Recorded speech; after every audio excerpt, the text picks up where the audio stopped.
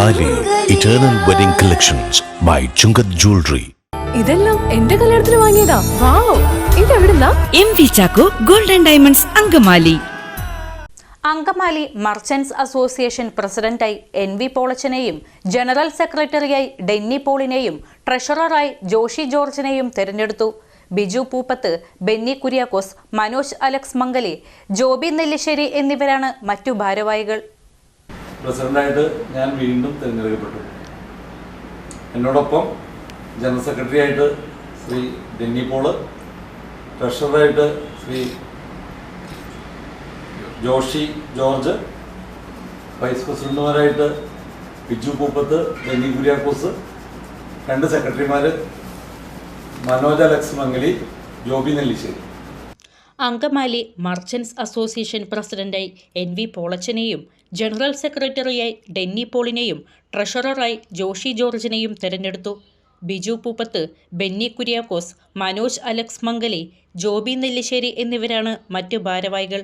പുതിയ ഭാരവാഹികളുടെ സത്യപ്രതിജ്ഞാ ചടങ്ങ് വ്യാപാര ഭവനിൽ നടക്കും. കേരള വ്യാപാരി വ്യവസായി ഏകോപന സമിതി ജില്ലാ പ്രസിഡന്റ് PC ജേക്കബ് സമ്മേളനം ഉദ്ഘാടനം ചെയ്യും. ജോണി കുര്യാക്കോസ് അധ്യക്ഷത വഹിക്കും. ചടങ്ങിൽ ഉന്നത വിദ്യാഭ്യാസ മന്ത്രി റോജി M. ജോണിന് വ്യാപാരി സമൂഹത്തിന്റെ ആദരവ് നൽകും. IIT JEE എൻട്രൻസ് പരീക്ഷയിൽ കേരളത്തിൽ 1ാം റാങ്ക് നേടിയ റോഷൻ മാത്യു ചടങ്ങിൽ വിവിധ മേഖലകളിൽ വിജയം നേടിയവരെയും മന്ത്രി പുരസ്കാരം നൽകി ആദരിക്കും. നമ്മുടെ അടുത്ത വർഷത്തെ പദ്ധതികൾ കൂടി നിങ്ങളുടെ മുമ്പിൽ ഞാൻ അവതരിപ്പിക്കുകയാണ്. നമുക്കറിയാം, മെട്രോ റെയിൽ, ബൈപ്പാസ് ഇതെല്ലാം അങ്കമാലിയിലേക്ക് വരാനായിട്ട് ഏറെ താമസം ഉണ്ടാവില്ലെന്നറിയാം.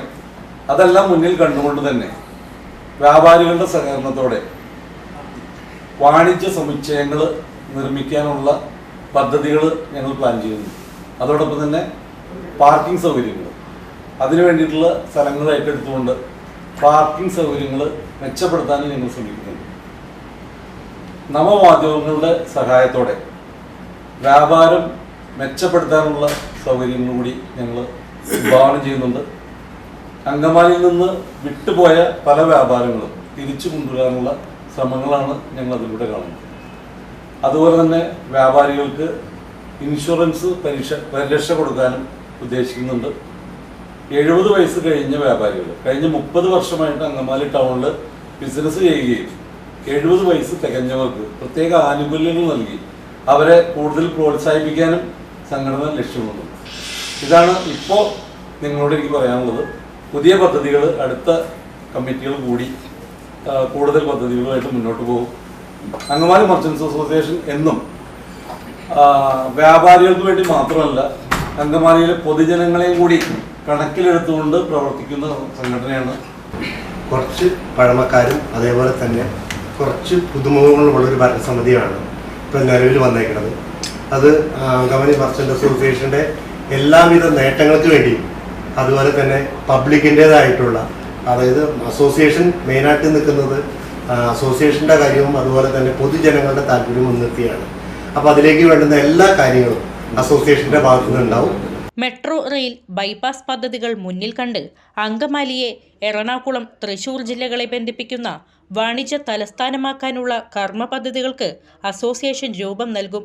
വ്യാപാരികളുടെ സഹകരണത്തോടെ വ്യാപാര സമുച്ചയങ്ങളും പാർക്കിംഗ് കേന്ദ്രങ്ങളും സ്ഥാപിക്കുക, നവമാധ്യമങ്ങളുടെ സഹായത്തോടെ നഷ്ടപ്പെട്ട വ്യാപാരങ്ങൾ തിരിച്ചുപിടിക്കുക, വ്യാപാരികൾക്ക് ഡിജിറ്റൽ സാങ്കേതിക വിദ്യയിൽ പരിശീലനം നൽകുക എന്നിവയാണ് പ്രധാന ലക്ഷ്യങ്ങൾ.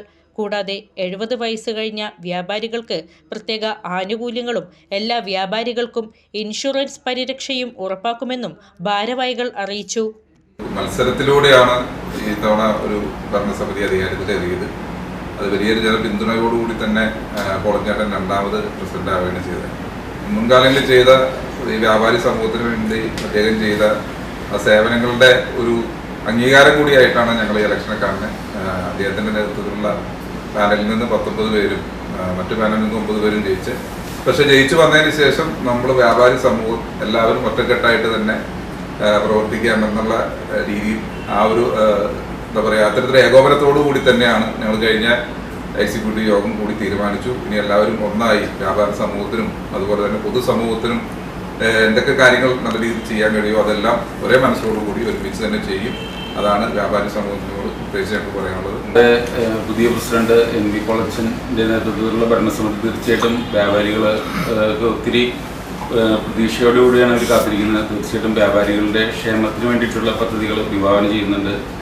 പിന്നെ ഇപ്പോൾ നമുക്കറിയാം ഓൺലൈൻ മീഡിയകളുടെ കാരണം നമ്മുടെ വ്യാപാര മേഖല അല്പം ഒരു ശോഷണത്തിലാണ്. അത് പരിഹരിക്കുന്നതിന് വേണ്ടിയിട്ടുള്ള നമ്മുടെ അങ്കമാലിക്ക് ഒരു പ്രയോറിറ്റി കൊടുക്കുന്ന രീതിയിലുള്ള ഡിജിറ്റൽ പ്രൊമോഷൻ നടത്തി അങ്കമാലിയിലേക്ക് വ്യാപാരികളെ ആകർഷിക്കുന്നതിന് വേണ്ടിയിട്ട് മാർഗങ്ങൾ ആലോചിക്കുന്നു.